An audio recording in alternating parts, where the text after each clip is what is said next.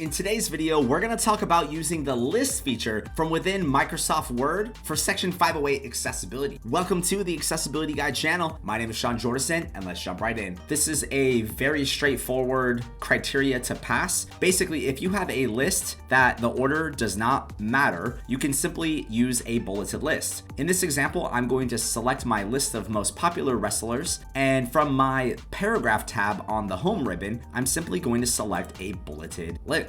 And that's it. Now, if there were a series of steps that maybe the user needed to follow where they needed to do step 1 before they did step 2, I would ensure I used a numbered list instead. Now, let's change this back to a bulleted list. And there's a couple of things to note. Now, if you were going to do a nested list, like, I don't know, this is just dummy data here. But if we were going to put additional details in here, one thing to note is this first nested list with this open face bullet, this is going to give you trouble if you take it into another program. So I'm actually going to change it to a closed bullet also.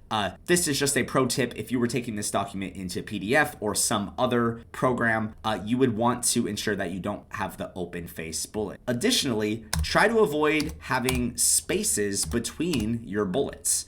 So if you were to have a space between them, this could cause confusion for those using assistive technology. So whenever you are using lists, make sure that you use the built-in rich content editor and that there's no extra spaces between the list items, at least not hard returns. If you want to adjust the spacing, you could go into the bullets themselves, right-click them, and go into paragraph. And this is where you can adjust the special spacing. That concludes today's video on how to use the list element feature from within Microsoft Word. This video was designed for my Microsoft Word Section 508 checklist. And if you want to check that out and find out how I can help you get accessible, there are some links in the description of this video. Thank you so much for joining me today, and I'll see you next time.